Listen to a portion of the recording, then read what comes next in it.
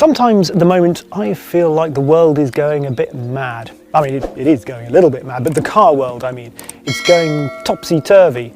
I feel like Alice wandering through the looking glass. Why? Because, well, we've got a car with no turbo in it, called a turbo. Here's looking at you, Porsche Taycan. Ferrari is making an SUV. The company that was literally called Quattro has made a rear-wheel drive sports car.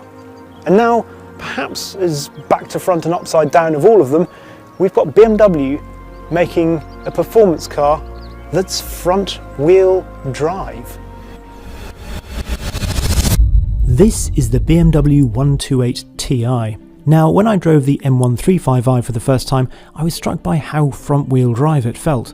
A bit of torque steer, some lift-off oversteer. The xDrive only sent power to the back wheels in extremis, and I couldn't help wondering what it would be like if they just ditched the whole idea of rear drive shafts. Evidently, somebody in BMW thought the same thing, and this is the result. Weighing 80 kilos less, but with 45 brake horsepower and 37 pounds-foot of torque less too, it is an intriguing proposition. At £33,000, it's right on the hot hatch money too. Ooh, nice to be the right way up again. Of course, it's not just a front-wheel drive M135i, they've gone a little bit further than that, really tuned it to be front-wheel drive. As such, we've got a slightly slower steering rack. The Torsen limited slip diff between the front wheels is actually there's not quite as much locking going on, 31% locking, down 7% compared to the M135i. In other areas though, this is more aggressive. The suspension, for example. Spring rates have been stiffened by 8%, and the fixed rate dampers are firmer than the Sport Plus setting of the optional adaptive dampers on the M135i. And the ride, certainly at sort of 30-40 miles an hour, it can feel a bit busy. There's the odd sort of thump you might not expect if you've just jumped out of an M135i. But overall, actually, I think it's done a really good job. You certainly feel connected to the road, and it's tougher than that M135i. It doesn't feel like it's trying to be as much of an all-rounder, not as much of a GT.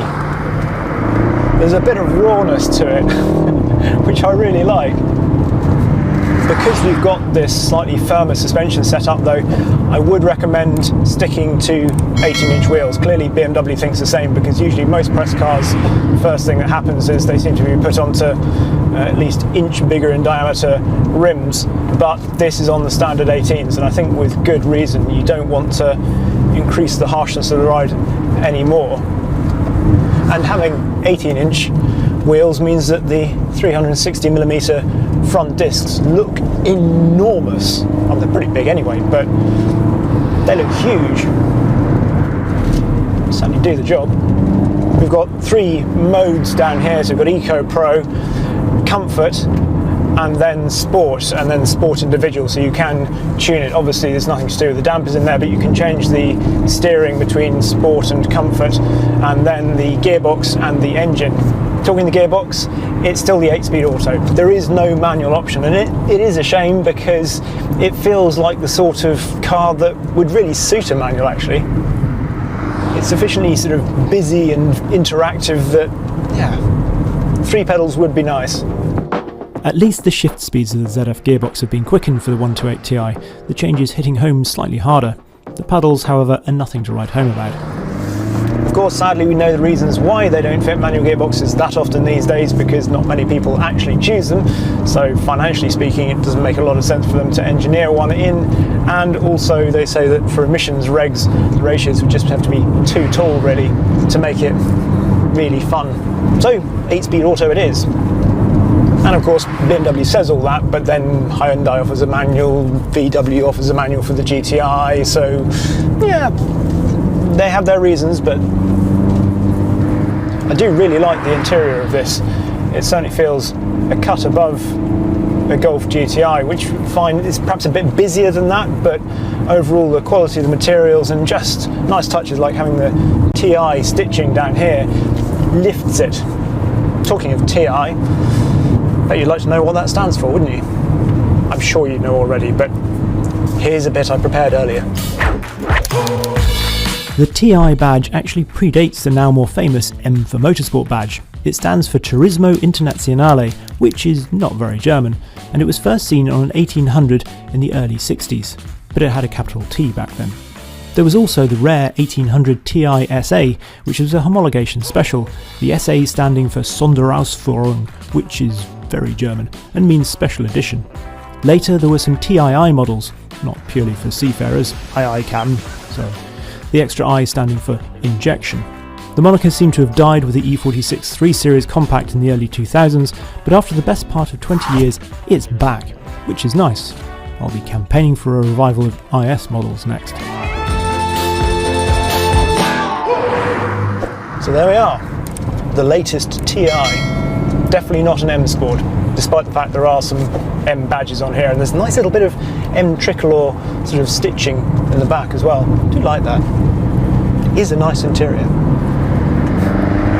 I like the fact that in this car you feel like you sit nice and low, feet out in front of you. It feels quite a sort of a long, low car.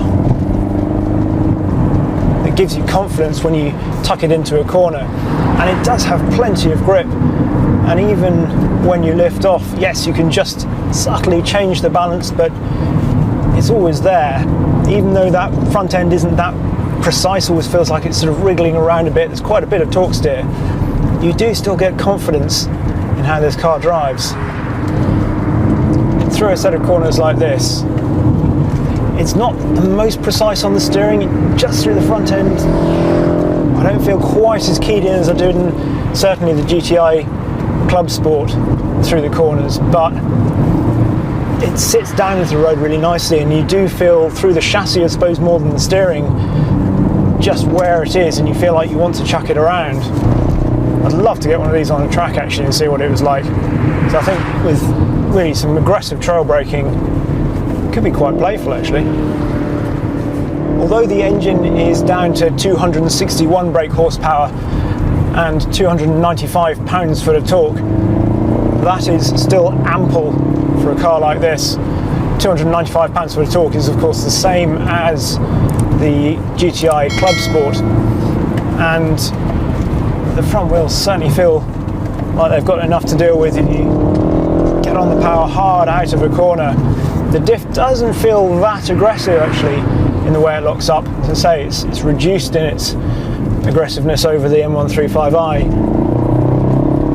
It could perhaps just be a bit more positive, I'd say.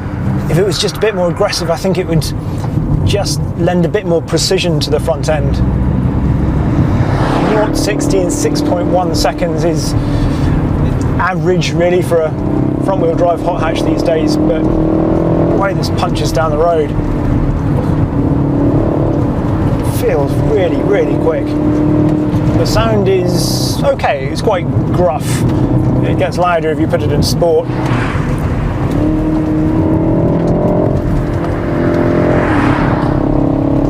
It's not that characterful, but equally it's not that unpleasant either. It lacks some of the pops and bangs you get with some other cars, which, well, some people will be pleased to hear that, others less so. At the end of the day, I'm pleased that BMW has made this, and I like that they've done a really thorough job of it. The only trouble is that whilst I've enjoyed it, I don't think it's exceptional as a front-wheel drive hot hatch. It's good, but not exceptional. And there are a lot of other people doing very good front-wheel drive hot hatches. There's the brilliant Civic Type R for a start.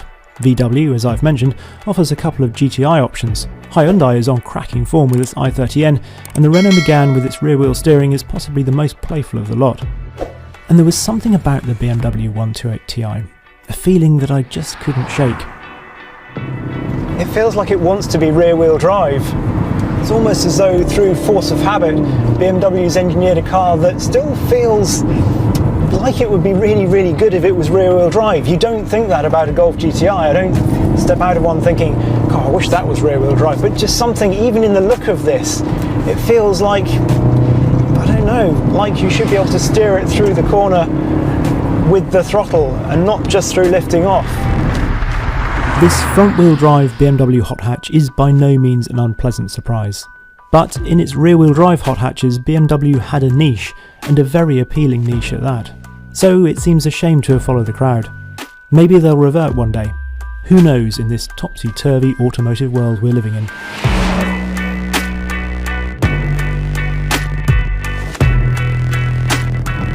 Next week on Carfection, a Porsche 911 with the engine in the front and a front-wheel drive Caterham.